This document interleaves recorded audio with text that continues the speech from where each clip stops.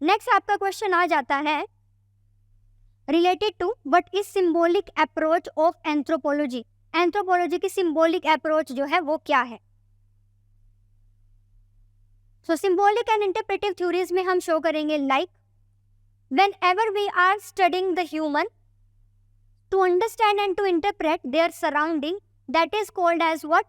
Symbolic and interpretive theory. So this is the basic essence of your question, जिसमें कि आपको show करना है क्या, दैट कि इसमें just you try to study the way जिसमें कि पीपल अंडरस्टैंड करते हैं, इंटरप्रेट करते हैं अपनी सराउंडिंग्स को, and it is considered is as a reaction theory to the structuralism. क्यों? क्योंकि स्ट्रक्चर में भी हम बात करते हैं अबाउट कि सोशल स्ट्रक्चर कैसे मेंटेन हुआ होगा, कल्चर का स्ट्रक्चर कैसे मेंटेन हुआ होगा, and in this particular essence भी हम उसी के बारे में बात करते हैं।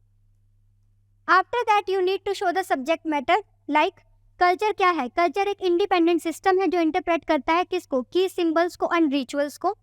इसमें सारे के सारे एक्शंस जो हैं they are guided by the interpretation, और ये अलाउ करता है सिंबोलिज्म को, जिसमें कि इंटरप्रेट करते हैं आइडियाज एंड मटेरियल एक्टिविटीज को। So we have the two approaches for the symbolic anthropology, one is by the interpretive, another is symbolic. Symbolic as provided by the Victor Turner, उन्होंने क्या किया? उन्होंने ये शो किया that जो symbol होते हैं they are not the vehicle of the culture. Symbol के थ्रू ही व्हीकल नहीं चलते, as we can see different different culture they have their different different symbols. So for example if you are a Hindu और अगर आपको ओम दिखाई देता है तो it is considered as a sacred symbol for you, आप उसके सामने हाथ जोड़ोगे।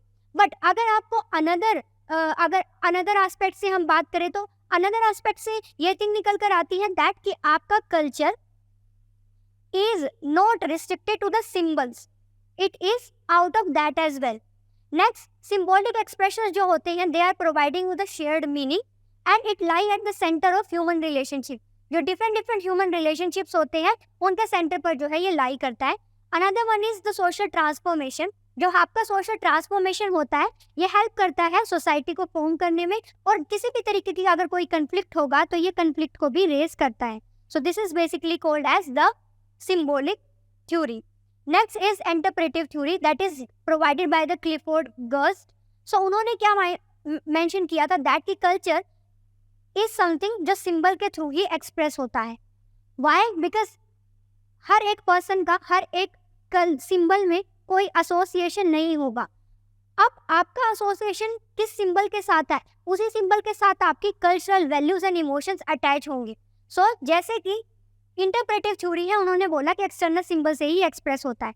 ही सेड कल्चर का अपना एक हिस्टोरिकली ट्रांसमिटेड पैटर्न होता है जिसके थ्रू पीपल कम्युनिकेट करते हैं, परपिचुएट करते हैं एंड वो अपना नॉलेज डेवलप करते हैं। नेक्स्ट ही सेट सिंबल ये कल्चर का व्हीकल है, एंड कल्चर अपना शेप कैसे लेता है डिपेंड करता है कि उसमें सोशल एक्टर क्या है, कौन कौन किस किस फॉर्म में उसको जो है परफॉर्म कर रहा है या शो कर रहा है। After that you will show some of the criticism like कि they had neglected the historical conditions. उन्होंने फोकस किया है इंडिविजुअल सिस्टम्स के ऊपर। So this is something which you need to explain. So on the basis of that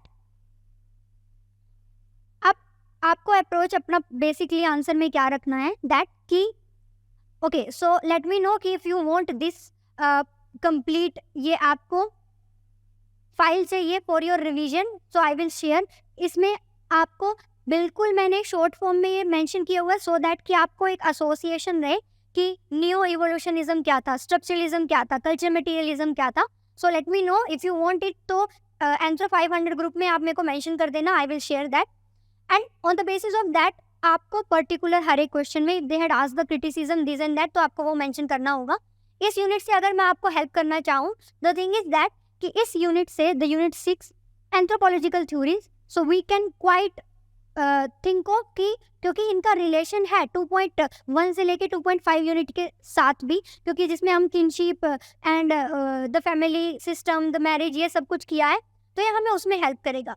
अगर उसके perspective से हम देखें तो उसके पर्सपेक्टिव से एक मोस्ट इम्पॉर्टेंट थिंग है वो ये है कि अंडर द यूनिट 6 आपके जो क्वेश्चन आएंगे उनका कोई ना कोई कनेक्शन होगा यूनिट 2 के क्वेश्चंस के साथ। तो यूनिट 6 में से वी कैन एक्सपेक्ट कि हमारे को 2 क्वेश्चन तो मिलेंगे ही मिलेंगे। 2 क्वेश्चन किस में हो सकते हैं, या तो आपका 15 मार्क का आएगा या तो आपका 20 मार्क का आएगा। अब आपको क्या करना है, it is not kind of wise thing that कि आप रट्टाफिकेशन करो इनके बारे में। अगर आपको कोई डिफ़िकल्टी हो रही है याद करने में, तो रट्टाफिकेशन करने की ज़रूरत नहीं है, क्योंकि काफ़ी सारे एंथ्रोपोलॉजिस्ट के नेम हैं और उनकी स्टडी रिस्ट्रिक्टेड है कुछ ही थ्योरीज़ को लेकर। तो आपको उनके लिए अपने एफर्ट जो है वेस्ट नहीं करने हैं। आपको करना क्या है, आप जो मेजर फोकस अपना रखोगे, आप मेजर फोकस रखोगे over the essence of the theory.